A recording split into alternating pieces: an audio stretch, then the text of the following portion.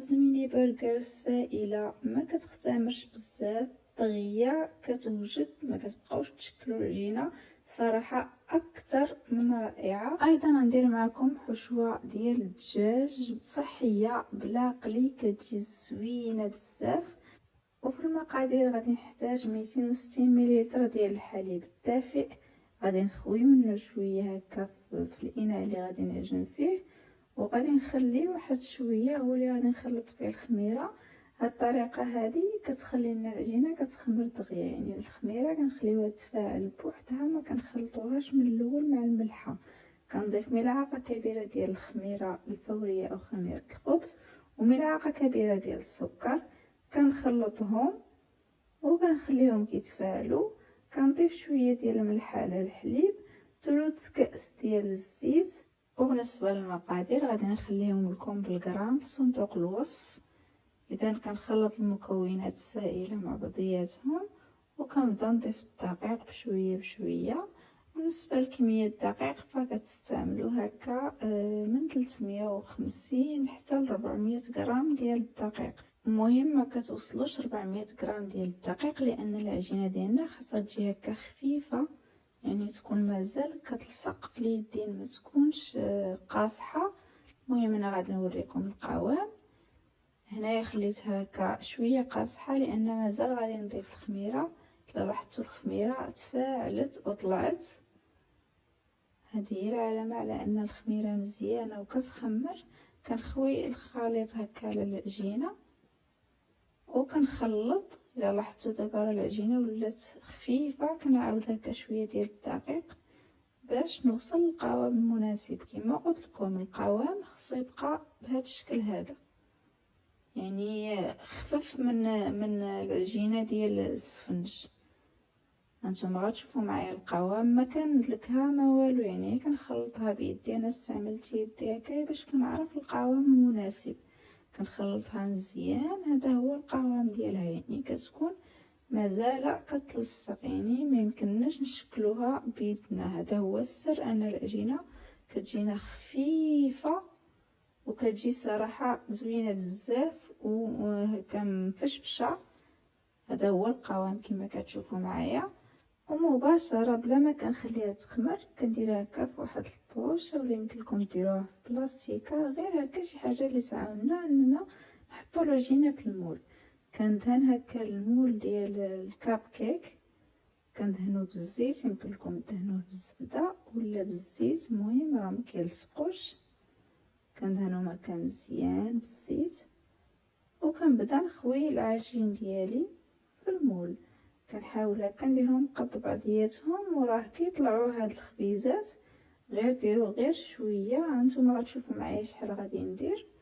كنحاول هكا كنضغط على العجينه باش كتخرج، وكنقطع هكا بالمقص باش كنقطع العجينه، لان كتبقى هكا العجينه لزجه ما غاديش تبغي هكا تقطع. انا ما درتش المقص، كنحاول هكا نستعمل المقص. وكما قلت لكم نحاول ندير نفس القياس، عيني ميزاني. وبالنسبه لكم الا مبغيتوش تستعملوا هذه الطريقه هذه، فيمكن لكم تخليوها هكا العجينه شويه قاصحه وتشكلوها بيدكم حتى هي كتجي زوينه بزاف. انا شاط لي شويه العجينه وزدت واحد شويه ديال الدقيق وشكلتها، غادي نوريها لكم في الاخير. اذا كندهن يدي بالزيت وكنحاول هكا نفيني الوجه غير بيدي، وباستعمال واحد الملعقه هكا كنحاول نجمع هاد الجناب هادو باش هكا كيجيني داك الشكل الدائري من الفوق. يعني غير هكا في القناه كنحاول هكا نفينيهم كما قلت لكم باش كيجيني هكا شكل دائري ديال الخبيزات. كنغطيهم بالسلوفان وكنديرهم هكا شي منديل وكنخليهم كيخمروا. بعد ما كيخمروا كيوليو بهذا الشكل هذا، ما نخليوش تيخمروا بزاف. كنحطهم جانبا وكندير واحد الصفر ديال البيضه، كنضيف عليه شويه ديال الحليب، كنخلطهم وكنديرهم في واحد البخاخ اولا سبراي، وكنرش هاد الخبيزات ديالي ديال البرجر كاملين. كنرشهم سبراي صراحه كيعاون. وكنرش بجنجلان، يمكن لكم ديروا جنجلان العادي اولا البيض، انا استعملت البيض. اولا ديروا الساندويتش اللي بغيتو، المهم كيبقى لكم الاختيار. انا كنزين هنايا بالجنجلان. بالنسبه للطياب فكندخلهم الفران اللي سخنته من قبل، كنشعلهم النار من التحت، كيدوزو هكا 20 دقيقه كيكونوا طابو، كنحمرهم من الفوق وكنخرجهم. في هذا الاثناء كنحضر الحشوه. عندي هنايا الفيلي ديال الصدر ديال الدجاج، رقدتو في الحامض والملحه باش كيولي فتي، وضروري خاصو يكون بايت في المجمد، يعني جامد من قبل باش كيكون هكا فتي. عندي هنايا التوابل ديال البطاطا فيهم البصله البودره والملحه، كنضيفهم كيعجبوني صراحه كيجيو زوينين. كنضيف ايضا الملح، وكنضيف الثومه محكوكه، شويه ديال القزبر يابس مطحون، وشويه ديال الفلفل الاسود اولا الابزار. المهم التوابل كتبقى حسب الرغبه، ولكن هاد التتبيله هادي كتجي زوينه، ما فيهاش توابل بزاف ولكن كيجي بنين بزاف، غير جربوها. كندير شويه ديال التحميره اولا البابريكا، يمكنلكم ديروا الحار الا بغيتو، وكنخلط هاد المكونات كاملين. كنحاول هكا نشرمل هاد الفيلي مزيان باش يتشرب هاد التوابل هادو، وكنخليه جانبا. وعندي هنايا واحد البيضه ضفت عليها ملعقه صغيره ديال الكيتشوب، كنخلطهم وكنضيف ايضا الملح. هاد البيضه هذه هي اللي غندير بها هاد اولا غندوز فيها هاد الفيلي ديال الدجاج.